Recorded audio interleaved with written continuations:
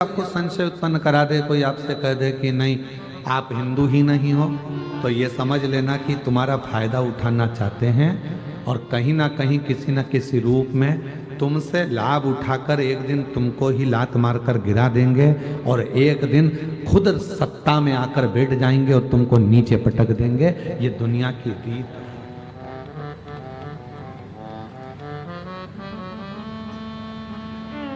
चलो एक बात और पूछो, जिसकी हाइट 5 फीट की है, जिसकी हाइट 6 फीट की है,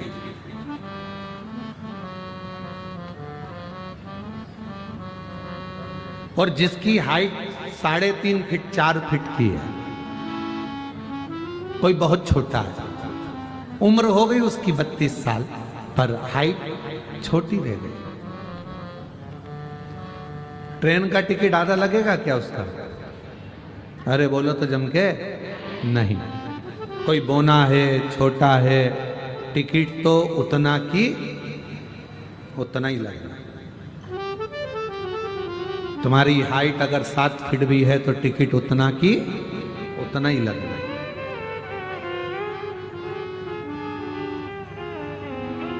टिकट का पैसा कम नहीं हो जाता तुम्हारे बोने होने से, तुम्हारे छोटे होने से, तुम्हारे बड़े होने से टिकट का पैसा ज्यादा नहीं हो जाता। टिकट का पैसा उतना ही लगता है, चाहे तुम छोटे हो चाहे तुम बड़े हो। उसी तरह हमारे भीतर की ये बुद्धि है कि ये छोटा है वो बड़ा है, ये नौकर है वो सेठ है, ये हमारी बुद्धि है। पर उस परमात्मा के सामने तो कोई छोटा भी है और बड़ा भी है, उसके लिए सब बराबर हैं, सब सम है। वो नहीं देखता कि ये छोटा है कि बड़ा, उसको ये छोटा बड़ा नहीं देखता।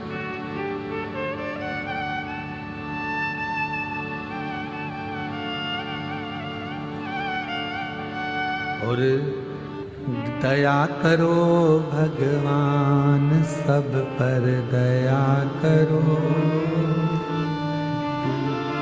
हम तेरी संतान, सब पर दया करो। दया करो भगवान, सब पर दया करो, हम तेरी संतान, सब पर दया करो। दया करो भगवान, सब पर दया करो,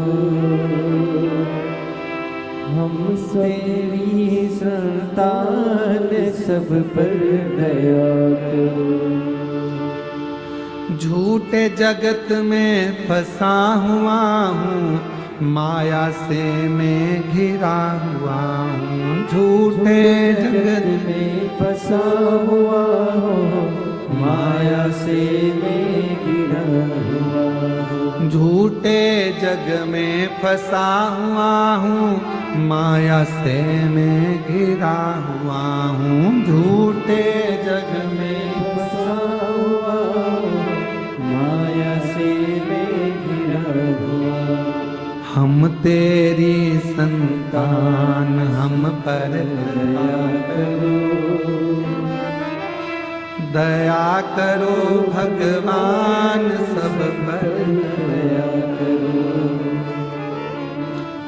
हम तेरी संतान, हम पर दया करो।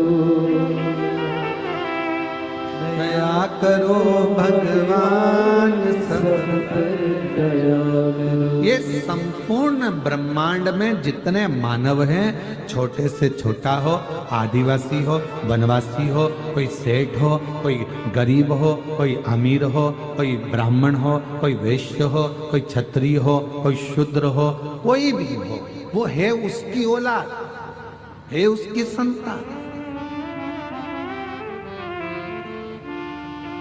दुनिया के लोगों ने फायदा उठाने के लिए आप लोगों में ये भेद कर दिया कि तुम हिंदू नहीं हो तो तुम हिंदू हो, तो तुम ये नहीं हो तो तुम वो है। तो हम सब उसकी औलाद, आप और हम है तो संतान उसी की। और हम तेरी संतान, सब पर दया करो,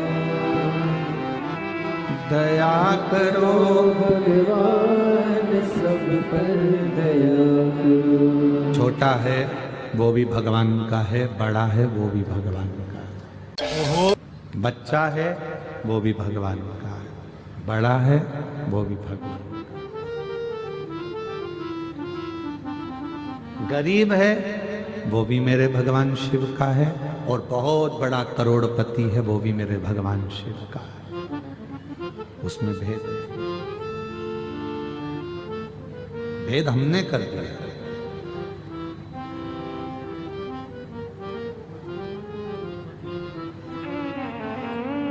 हम भेद कर दिया, हमने भेद कर दिया, ये आदिवासी है, ये वनवासी है, ये शूद्र है, ये वैश्य है, ये क्षत्रिय है, ये ब्राह्मण है। पर शिव महापुराण की कथा में स्वयं माता पार्वती जी ने पूछ लिया था भगवान देवाधिदेव महादेव से कि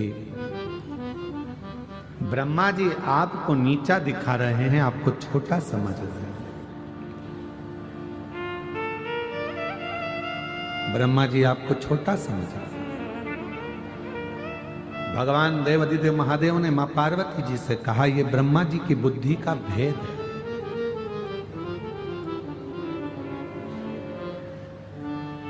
ये ब्रह्मा जी की बुद्धि का भेद है। जो ब्रह्मा मुझको छोटा समझ रहे हैं, स्वयं को श्रेष्ठ समझ रहे हैं, उसको ज्यादा बता रहे हैं, उसको कम बता रहे हैं। कोई विद्वान जब भी व्यासपीठ पर बैठेगा, कोई विद्वान कभी भी अगर व्यासपीठ पर बैठेगा तो कभी भी ना तो किसी व्यक्ति की निंदा करेगा और ना कभी किसी देवी देवता को ऊपर या नीचे बताएगा। सारे देवताओं को, अगर विद्वान कथाकार है, विद्वान संत है, विद्वान साधु है, विद्वान गुरु है, विद्वान वक्ता है, विद्वान कथाकार है, तो अपनी व्यासपीठ पर बैठकर वो किसी की भी, चाहे कोई महाराज हो, कोई व्यक्ति हो, विशेष हो, ना कभी किसी की निंदा करता है और ना कभी किसी देवी देवता को ऊंचा नीचा बताता है। वो जिसकी आराधना करता है उसकी श्रेष्ठता बताता है, पर देवताओं को नीचा नहीं बताएगा। कोई नहीं कहेगा कि राम बड़े हैं, कि कृष्ण छोटे हैं, कि शिव बड़े हैं, कि ब्रह्मा छोटे हैं, कि भगवान विष्णु बड़े हैं, कि ये बड़े हैं, कि वो छोटे हैं। ये कभी कोई कथाकार नहीं कहेगा अगर विद्वान है, क्योंकि उसने कथा में सुन रखा है। उसने श्रीमद् भागवत हो, अग्नि पुराण हो, पद्म पुराण हो, ब्रह्म विवर्त पुराण हो, शिव पुराण हो, जितनी पुराणें होती हैं सारी पुराणों में लिखा है कि ब्रह्मा, विष्णु और महेश, इन तीनों में कोई भेद नहीं होता है। ये तीनों एक हैं, ये तीनों अलग हैं। राम, कृष्ण, शिव सब एक हैं।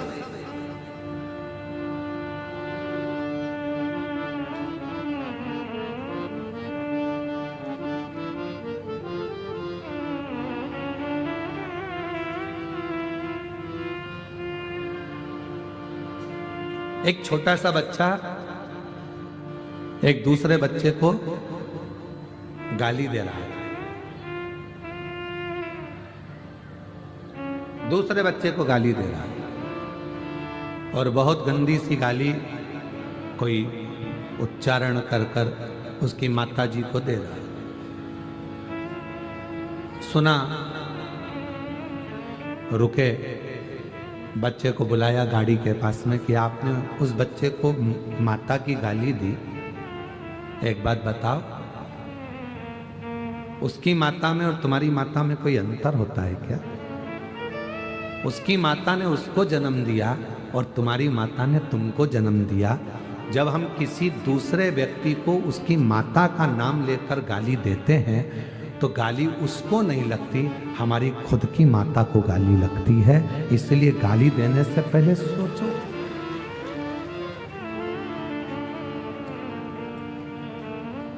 किसी की बहन बेटी को हमने गाली दे दी, ना वहां बहन है ना बेटी है, और वहां बस वो लड़का खड़ा है, वो व्यक्ति खड़ा है और उसको हमने गाली दे दी, तो क्या उसकी बहन बेटी को गाली लग जाएगी? नहीं। क्या आपकी बहन नहीं है? क्या आपकी बेटियां नहीं है? क्या आपकी माता नहीं है? गाली देने से पहले विचार करना। हम जब एक उंगली किसी पर उठाते हैं तो ये जो 3 उंगलियां हैं ये हमारी ओर मुड़ती हैं और कहती हैं कि मुझे तो एक गाली लगी, पर उस गाली की बाकी की गालियां 3 तुझे, तेरी माता को, तेरे भाई को, तेरी बहन को और तुझको लगी है। आप एक उंगली उठा के देखो, करो ऐसा, सब करो, एक उंगली उठाओ, जल्दी उठाओ सब लोग, और हमारी ओर एक उंगली करो, ऐसा ऐसे करो उंगली। आप करके देखी तुमने उंगली, हमारी ओर कितनी उंगली गई? जम के बोलो, 1। तुम्हारी ओर कितनी गई? 3। अर्थात हम में एक गलती है तो तुम में 3 गलतियां हैं। आप एक गाली किसी को दे रहे हो तो 3 गाली आपको खुद लग रही है। इसलिए निवेदन है, गाली देने से पहले विचार करो।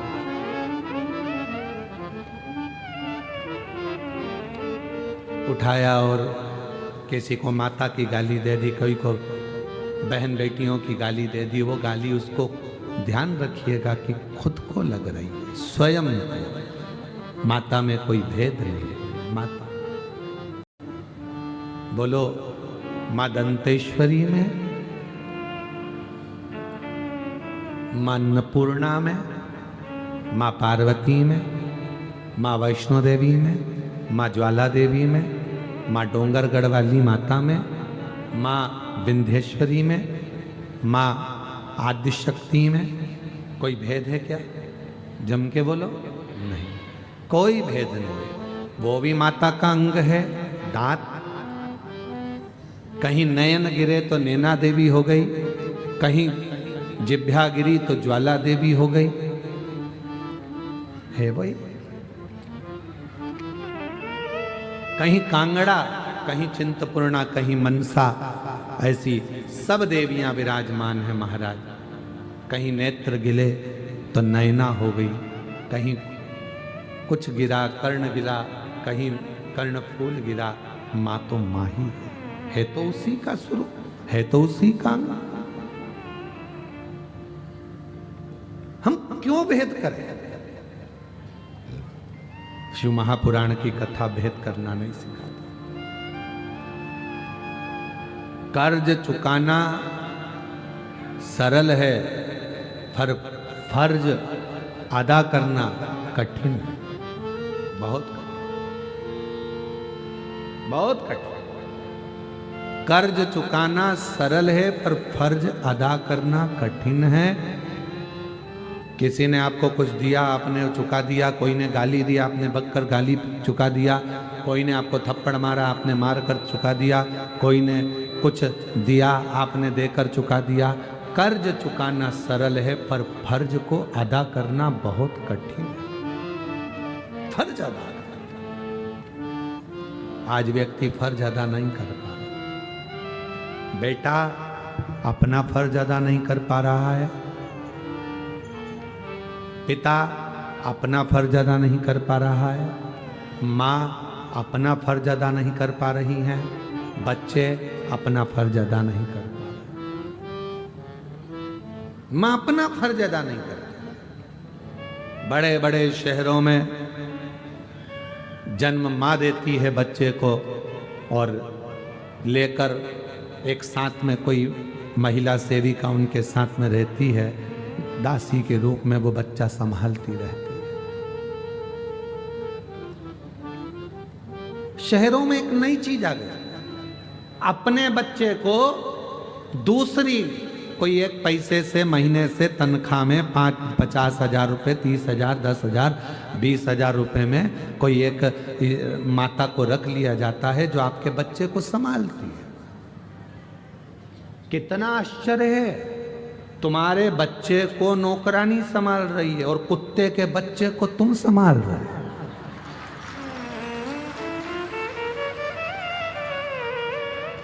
तुम्हारे बच्चे को छीछी नौकरानी करा रही है और कुत्ते के बच्चे को छीछी तुम करा रहे हो। कितना आश्चर्य।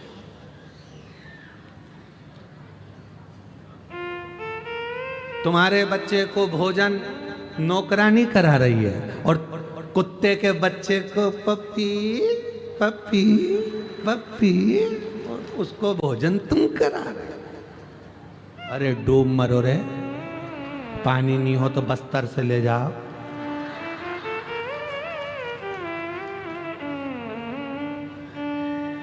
तुम्हारे बच्चे को नौकरानी नहला रही है और तुम कुत्ते को शावर में टॉमी टॉमी पमी टॉमी, कुत्ते का बच्चा।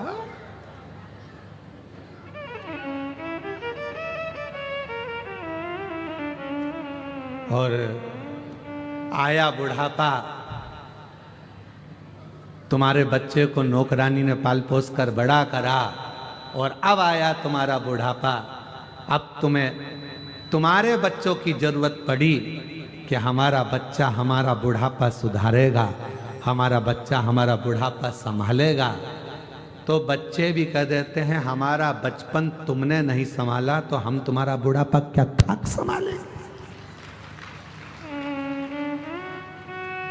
हमारे बचपन को तुमने संवारा,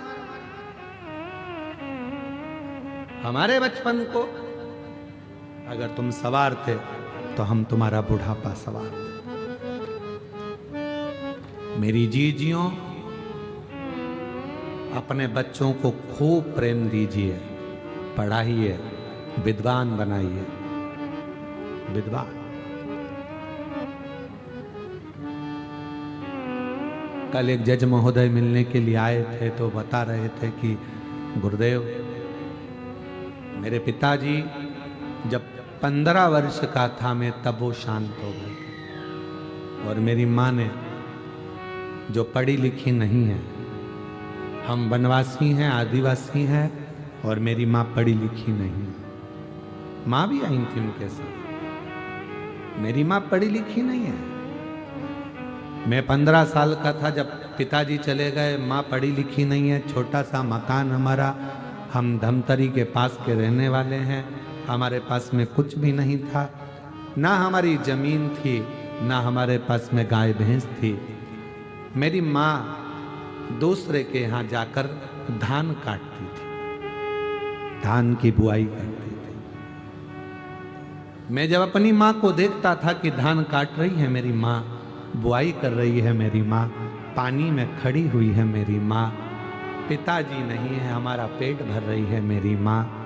और मेरी माँ मुझे सरकारी स्कूल में दाखिला जो दिलाई थी उसमें मैं जो पढ़ रहा था, लोग कहते हैं प्राइवेट स्कूल में पढ़ोगे तो अच्छी नौकरी मिलेगी। वो जज महोदय कह रहे थे मेरी माँ के पास पैसा नहीं था कि वो सरकारी स्कूल को छोड़कर प्राइवेट में पढ़ाए।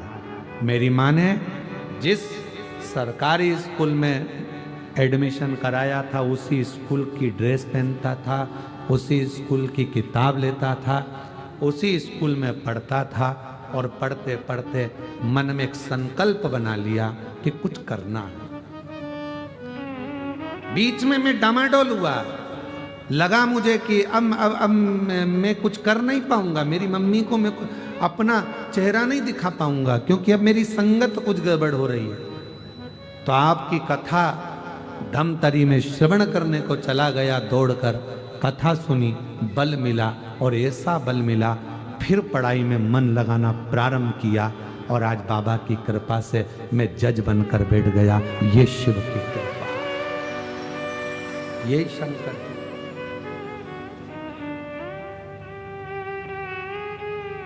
जरूरी नहीं कि आपकी मम्मी बहुत पढ़ी लिखी होंगी। बच्चे कहते हैं तुमने हमारे लिए क्या करा, उन्होंने कुछ नहीं करा, उन्होंने कुछ नहीं करा, पर फर्ज तो तुम्हारा है ना। कर्ज अदा करना सरल है पर फर्ज अदा करना कठिन है।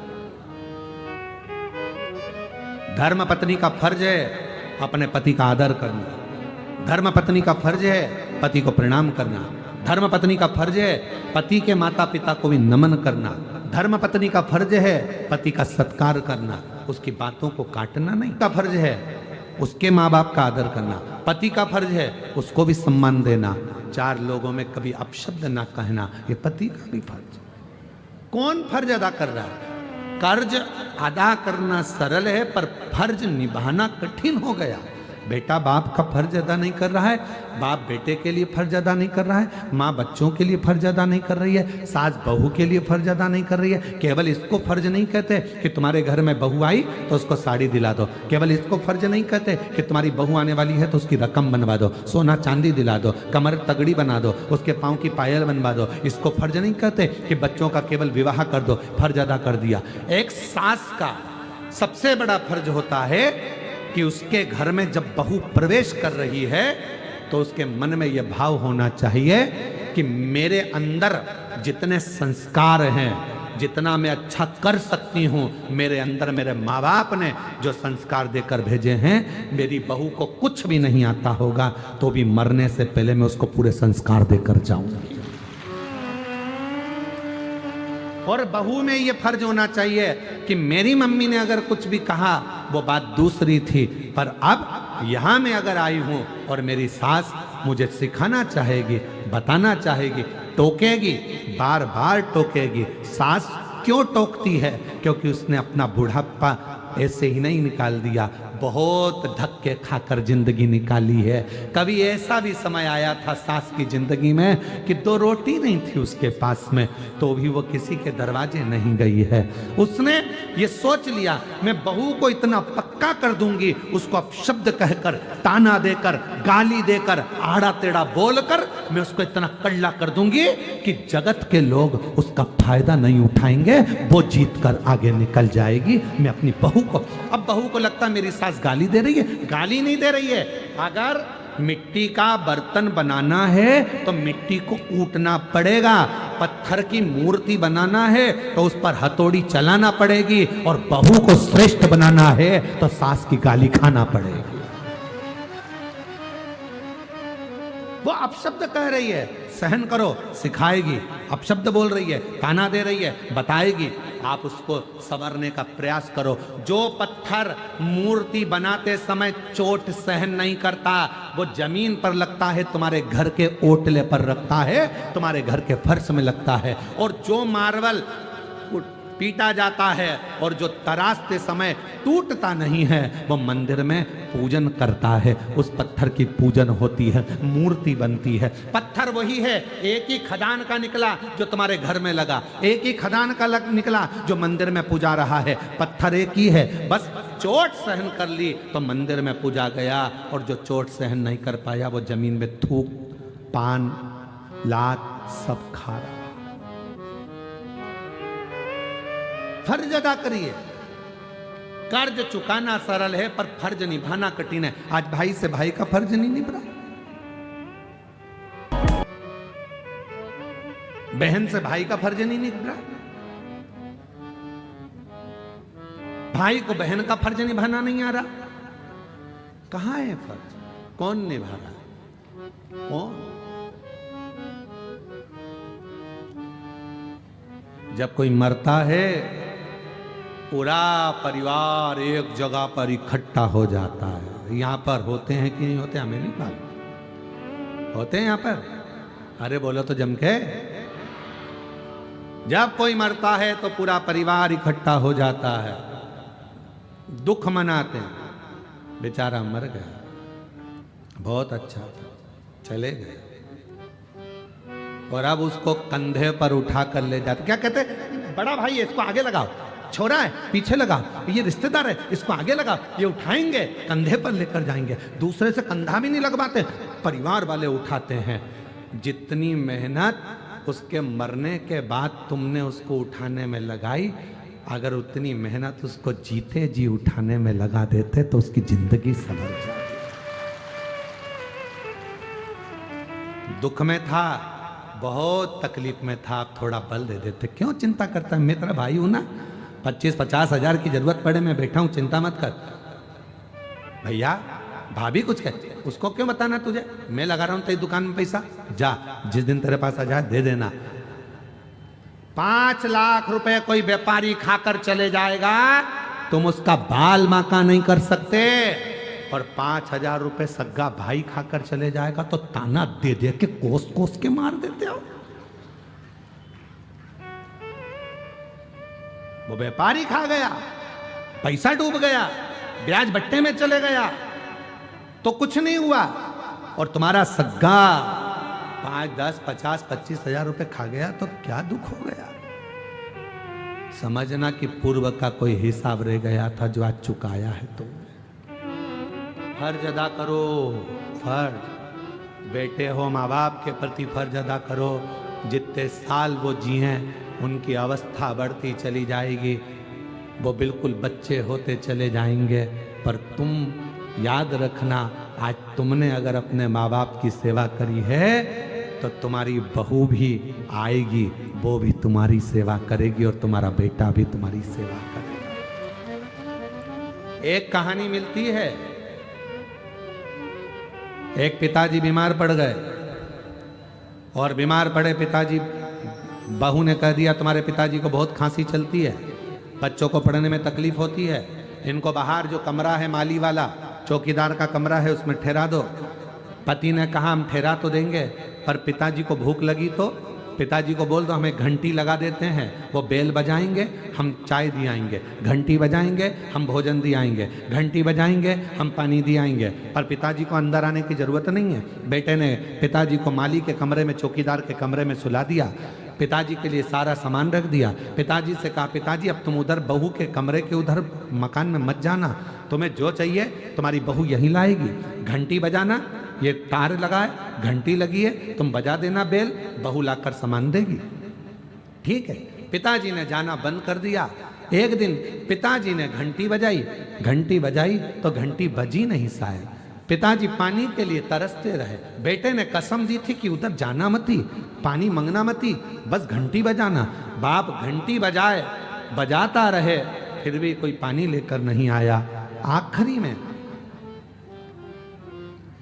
बेटा शाम को आया, पूछा अपनी पत्नी से क्यों बाबूजी को पानी चाय दे दिया था, आज घंटी नहीं बजाई तुम्हारे पिताजी ने, हमको लगता है उनके पास रखा होगा इसलिए उन्होंने घंटी नहीं बजाई।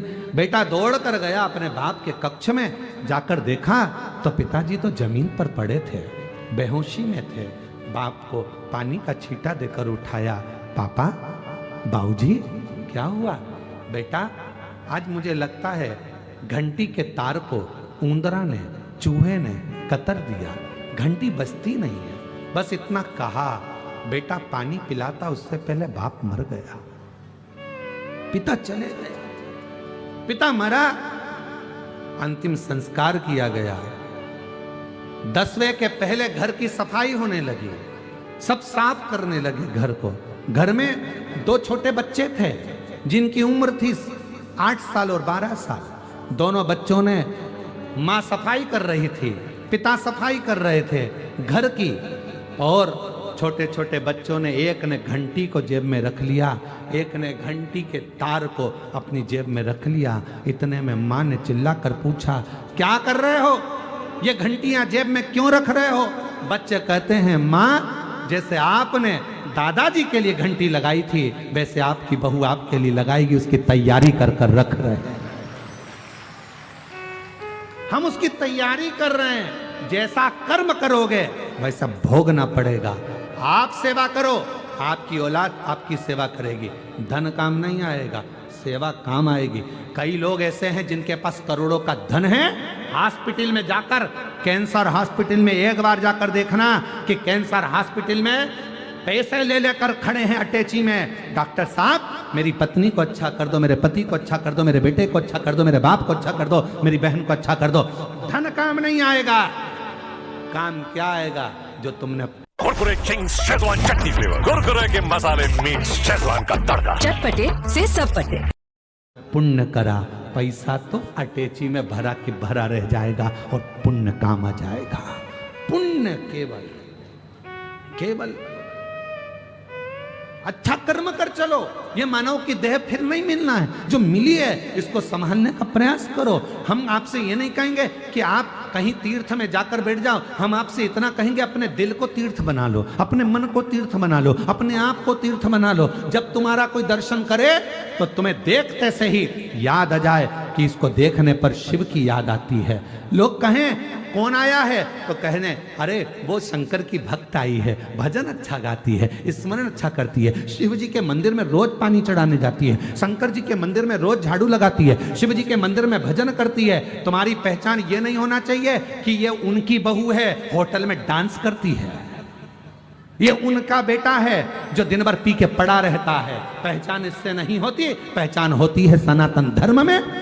ये उसकी बहू है जो मंदिर में पोछा लगा देती है, झाड़ू लगा देती है, भजन करती है। ये उनकी बहू है। जब हमारे गिदम में शिव महापुराण की कथा हो रही थी तो बेटियां जैकेट पहनकर बिल्ला टांग कर सेवा में 24 घंटे लगी हुई थी। ये वो बेटियां, ये वो बेटे हैं जो घर नहीं गए, 7 दिन तक सेवा में लगे रहे। कोई रात को सेवा कर रहा था, कोई दिन में सेवा कर रहा था। अपना एक बेच पहनकर, एक जैकेट पहनकर वो अपनी सेवा में लगे रहे, भोजन करा रहे थे, पानी पिला रहे थे। वो आदिवासी, वो वनवासी, वो क्षेत्र की मेरी बहनें, मेरी बेटियां पत्तल बनाने में लगी हुई थी, वो भोजन कराने में लगी हुई थी। उन्होंने घर नहीं देखा, उनको लगा हमारे गिदम में कथा है।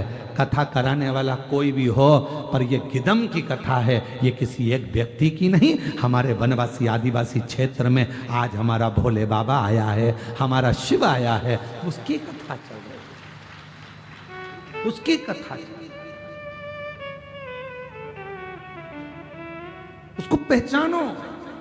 ये कथा पहचान कराने के लिए आई है।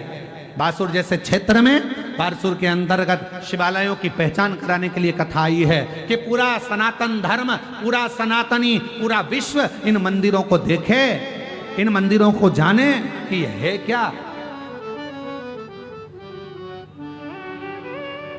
उनको पहचाने कि यह है क्या।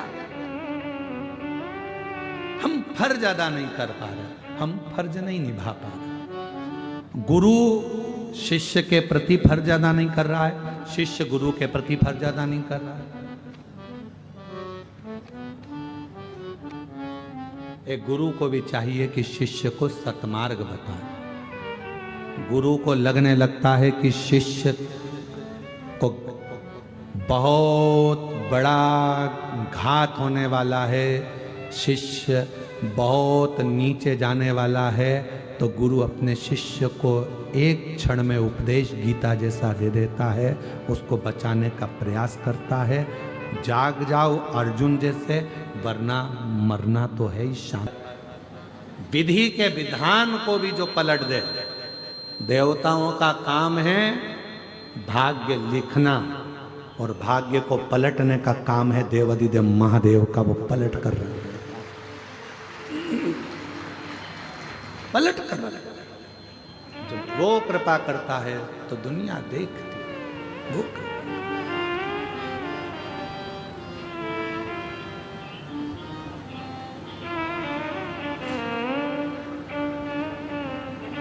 महाराज शिव कह रहे हैं, तारकासुर को मारने के लिए षडानंद कार्तिकेय जा रहे हैं। पार्वती जी ने शिव जी के पास कार्तिकेय जी को भेज दिया, जाओ भगवान देवाधिदेव महादेव की आज्ञा लो तारकासुर को मारने के। यदि तारकासुर को मारना है तो पहले शिव की आज्ञा। शंकर का कोई भक्त है, उस पर इल्जाम लगाना सरल है, गाली देना सरल है, उसको अपशब्द कहना सरल है, उसकी निंदा करना सरल है, उसकी बुराई करना सरल है। पर याद रखना, शिव भक्त की तुम निंदा कर सकते हो, बुराई कर सकते हो, उसके लिए गलत गलत बोल सकते हो, पर वो शिव भक्त पलट कर जवाब नहीं देगा। उसका जवाब एक दिन ऐसा समय का चक्र घूमेगा कि वो महाकाल पछिट पछिट कर जवाब निकालवाएगा कि तूने क्या बोला और कैसे। ये शरीर की हाथ की उंगलियां भी काम नहीं करेंगी, नेत्र काम नहीं करेगा, जिह्वा काम नहीं करेगी, श्रवण शक्ति काम नहीं करेगी, पाँव काम नहीं करेगी। बहुत किसी से मत डरो, ना गुरु से डरो, ना परमात्मा से डरो, ना शास्त्र से डरो, ना वेद से डरो, किसी से मत डरो, पर अपने कर्म से डरना। कर्म का भोग तो परमात्मा को भी भोगना पड़ता है, भोगना पड़ता। कर्म से डरना, मत ऐसा कर्म कर जाना कि जिंदगी में तुम भी रो और तुम्हारी औलादें भी जीवन पर्यंत रोती रहे। रोती, कुछ अच्छा कर, मत बुरे कर्म कर बंदे वरना पछताए। भगवान की आँखों से तू बच नहीं पाएगा, तू बच नहीं पाएगा। अरे ओ अज्ञानी मत करना दानी, अरे ओ अज्ञानी मत करना दानी। तीन, दुनिया में तीन उपहार सर्वश्रेष्ठ है। तीन उपहार दुनिया में सर्वश्रेष्ठ है। पहला जो भगवान ने आपको दिया, आपके चेहरे की प्रसन्नता। किसी को कुछ नहीं दे सकते और तुम्हारे पास देने के लिए कुछ भी नहीं है, तो अपने चेहरे की थोड़ी सी स्माइल, थोड़ी सी प्रसन्नता दे दीजिए। चेहरा खुश दिखेगा तो सामने वाले को अपने आप उपहार मिल गया, समझ लेना, सब कुछ मिल गया। तीन उपहार हैं जो दुनिया वाले को परमात्मा ने दिए हैं। पहले नंबर का आपके चेहरे की प्रसन्नता, वो केवल मनुष्य को दिए। मुस्कुरा लो, हंस लो। हमने पहले भी कथा में कहा था, हंस लो इन दांतों से खिल खिला के, नहीं तो एक दिन गिर जाएंगे हिल हिला के।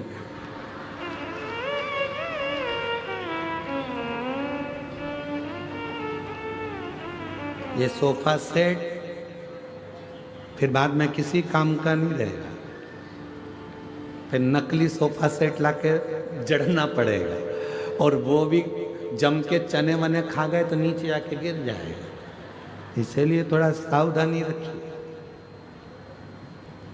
तीन दुनिया के लोगों को मेरे भोले बाबा ने तीन उपहार दिए हैं देने के लिए। पहला है चेहरे की, बोलो बोलो जम के, प्रसन्नता। दूसरा उपहार है आपके मुख की मीठी वाणी। यह भी दुनिया का सबसे श्रेष्ठ उपहार है। किसी को कुछ नहीं दे सकते, मीठा बोलकर उसका आदर कर लो। दुनिया की सबसे बड़ी दौलत आपने दे दी, समझ लो, सबसे बड़ी दौलत।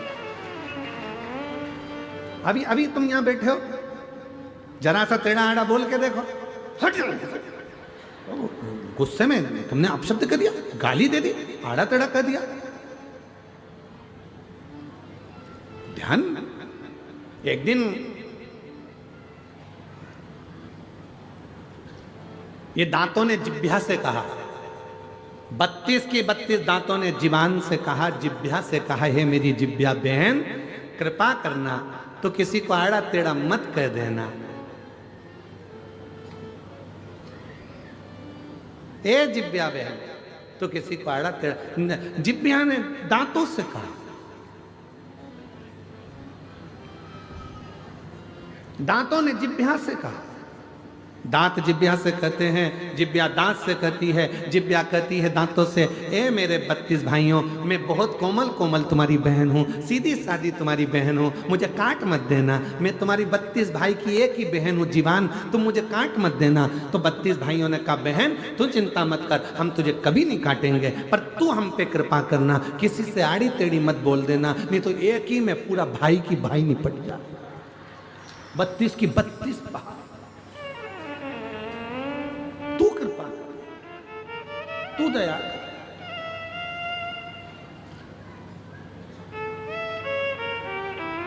पहला उपहार दिया है मेरे भोलेनाथ ने आपको, मनुष्य को, दुनिया को देने के लिए पहला उपहार दिया। क्या? चेहरे की प्रसन्नता। हंस लो इन दांतों से खिल खिला के, नहीं तो बाद में निकलेंगे हिल हिला के। बहुत बुरी हालत। और दूसरे नंबर पर उपहार दिया है मेरे भोले मामा ने आपको मीठी वाणी। जितना प्रेम से बोल सकते हो, किसी को धन नहीं दे सकते, दौलत नहीं दे सकते, अच्छे से व्यवहार कुछ नहीं दे सकते, तो अपनी मीठी वाणी से बस उसको प्रेम से बोल लो, वो भी उपहार है। और महाराज तीसरे नंबर का उपहार भगवान भोलेनाथ ने जो दुनिया को दिया है वो है सम्मान करना, आदर करना, सत्कार करना। कुछ मत करो, किसी को कुछ नहीं दे सकते तो आदर दे दो। आओ भैया जी बैठो, भाभी जी कैसे हैं, भैया ठीक हैं, काका जी ठीक हैं, काकी जी ठीक हैं। ये आदर के शब्द एक दूसरे को देना प्रारंभ कर दो। सुबह से उठो, सास से कितना भी झगड़ा हो तो भी उससे प्रेम से आदर पूर्वक बात करो। और सास से निवेदन है, बहू कितनी भी गलती करे उसकी गलतियों को माफ कर कर बेटी जैसा आदर देकर उसको गले लगाना प्रारंभ करो। वो आदर का संस्कार, वो आदर का संस्कार। ये तीन उपहार हैं जो मेरे भोले बाबा ने दुनिया के लोगों को दिए। पहले नंबर पर है मुस्कुराहट चेहरे की, दूसरे नंबर पर मीठी वाणी आपके मुख की, और तीसरे नंबर पर है आदर के शब्द, आदर के वचन, आदर के संबोधन। कोई भी आपके आए आप उसको आदर दीजिए, सम्मान दीजिए, कुछ मत दीजिए, आदर तो दो। साहब कहाँ से आए हो, बैठो ना साहब, राम राम साहब, कृष्ण जी साहब, श्री शिवाय नमस्तुभ्यम, हर हर महादेव भैया जी क्या बात है, कैसे हो। आदर का संबोधन। घर में आए हुए ना जाने कौन सा पुण्य करा होगा जो तुम्हारे यहाँ कोई आ रहा है। अगर पुण्य भी नहीं होता तो कोई किसी के यहाँ जाता भी नहीं। कौन सा पुण्य करा।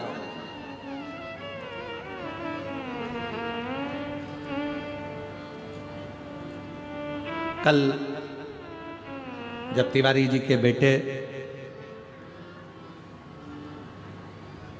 श्री अभिलाष जी कल जब आए थे शाम को, तो कोई मिलने आए थे तो उनके साथ में वो बोल रहे थे, अभिलाष जी के साथ जो आए थे वो बोल रहे थे कि गुरुजी हमने हमारी जिंदगी में बस्तर क्षेत्र में इतनी भीड़ और इतने श्रोता, वो भी वनवासी और आदिवासी, कभी नहीं देखे जो एक जगह पर इकट्ठे होकर इस कथा का तत्व ग्रहण। हमने अपने जीवन क्या दिया आपने। हमने अभिलाष तिवारी जी से कहा कि देखो ये तो आप लोगों का प्रेम है, आप किसी को आदर दे रहे हैं, आदर मिल रहा है, सम्मान दे रहे हैं, सम्मान मिल रहा है, सत्कार दे रहे हैं, सत्कार मिल रहा है। ये प्रेम है जो लुटाया जाए। ये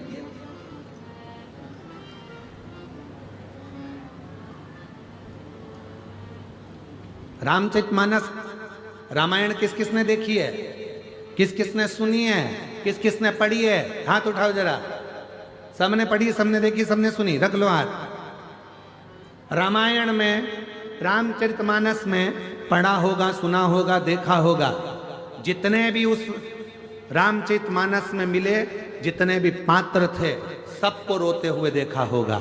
दशरथ जी भी रोए थे अपने पुत्र के वियोग में, कौशल्या मैया, कैकेयी मैया, सुमित्रा जी भी रोई थी दशरथ के वियोग में, भरत जी रोए राम जी के वियोग में, राम जी रोए अपनी मैया और पिता के वियोग में, माँ जानकी जी भी रोई, जनक जी रोए अपनी बेटी की दशा देखकर, केवट निषाद राज रोए, यहाँ तक गिद्धराज जटायु भी रोए, यहाँ तक लंका का राजा रावण अपनी औलाद के लिए रोया, मंदोदरी भी रोई। जितने पात्र थे रामचरितमानस के सब रोते हुए दिखे। केवल एक पात्र था रामचरितमानस का, जो थे श्री हनुमान जी महाराज, वो कभी रोते हुए नहीं दिखे। जिनकी आंखों में कभी आंसू नहीं दिखे, जिनने कभी रोया नहीं, उनकी आंख से आंसू बहा नहीं। एक बार लक्ष्मण जी के मन में यह बात आ गई कि मैं रोया, आप रोए, भरत रोए, शत्रुघ्न रोए, माँ जानकी जी रोई, माता कौशल्या, कैकेयी, सुमित्रा रोई, केवट रोए, दशरथ जी रोए, जनक जी रोए, सुमंत्र जी रोए। जितने भी सभासद थे सब गुरु की आंख में आंसू था, पर ये हनुमान क्यों नहीं रोते हैं। तब राम जी ने कहा यह हनुमान नहीं है, ये शिव का स्वरूप है, और शंकर कैसी भी परिस्थिति हो हर परिस्थिति में मुस्कुराना जानते हैं, वो शिव है। और संसार का सबसे बड़ा गुण तत्व यही है, हर परिस्थिति में आप मुस्कुराइए। दुख आएगा, मनुष्य का शरीर है, ऐसा कौन है व्यक्ति जिसकी जिंदगी में दुख नहीं आया।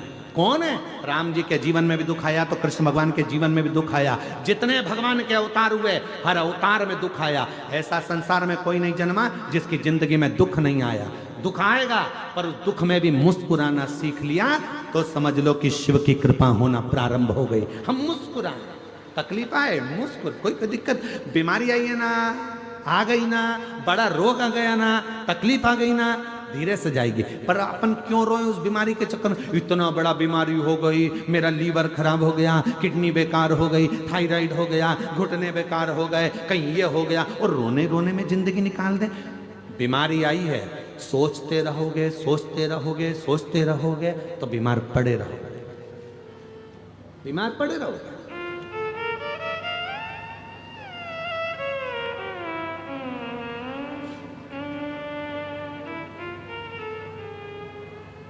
एक बात हम आपको कभी नहीं बोले, आज हम बोलना चाहेंगे। –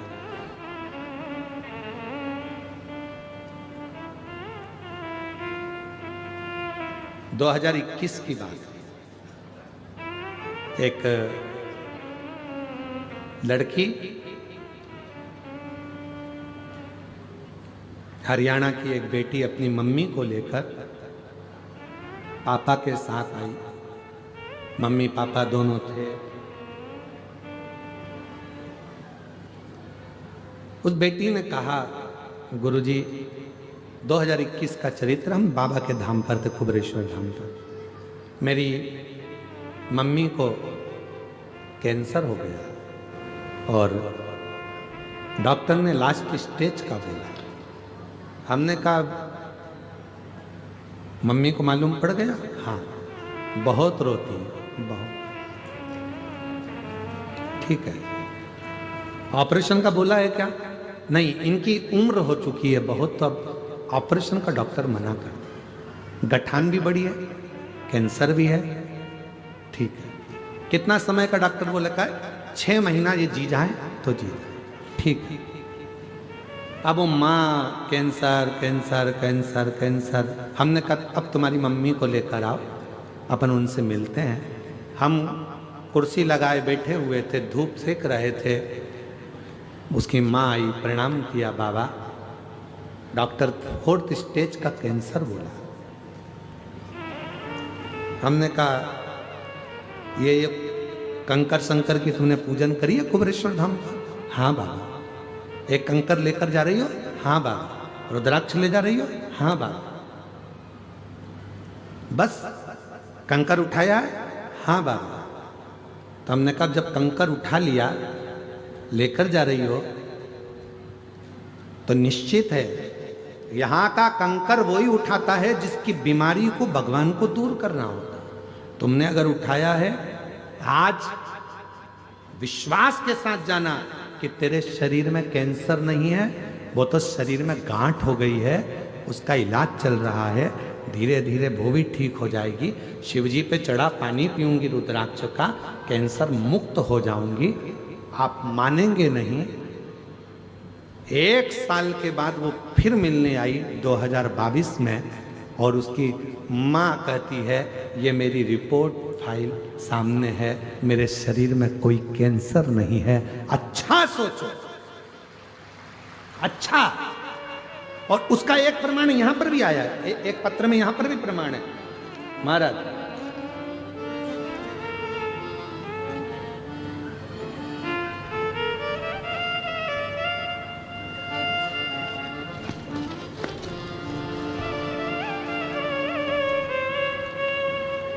मेरा नाम मनीषा ठाकुर है, मेरे पति का नाम राजेश ठाकुर है। मैं पावर हाउस चौक जगदलपुर से आई हूँ। कहीं बैठी हो, हाथ हिला सकती है। पावर हाउस चौक जगदलपुर से आई हूँ, अगर कहीं बैठी हो तो हाथ हिला सकती है। मेरा नाम मनीषा ठाकुर, मेरे पति का नाम राजेश ठाकुर। मैं पावर हाउस चौक जगदलपुर से आई हूँ। आ जाइए, एक बेलपत्र ले जाइएगा, आ जाओ। मेरा मोबाइल नंबर ये है। 1 लोटे जल का क्या वर्णन करूं। मेरे पति को अचानक पेट में दर्द हुआ, खून की उल्टी होने लगी। जब खून की उल्टी होने लगी, हम लोग उनको तुरंत MPM हॉस्पिटल लेकर गए। तुरंत ICU में डाल दिया गया। फिर डॉक्टर ने बताया कि इनका लीवर पूरी तरह से डैमेज हो चुका है और लीवर काम नहीं कर रहा है, इसलिए खून की उल्टियां हो रही हैं।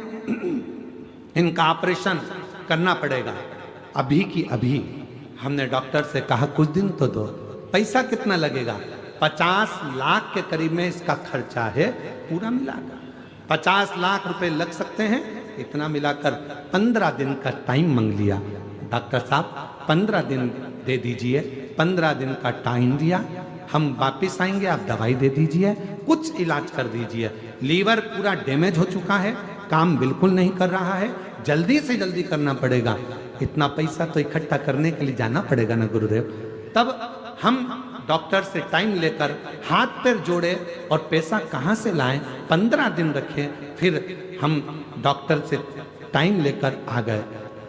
15 दिन तक हॉस्पिटल में रखा, इलाज चलता रहा, पर लीवर काम नहीं कर रहा। फिर हमने छुट्टी मांगी, लेकर आए।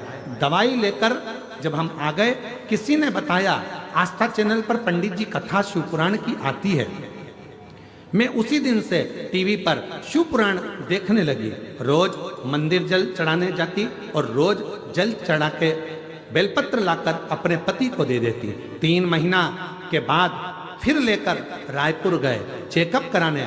डॉक्टर ने चेकअप करके बताया इनका लीवर काम करने लगा है, ऑपरेशन कराने की जरूरत नहीं है।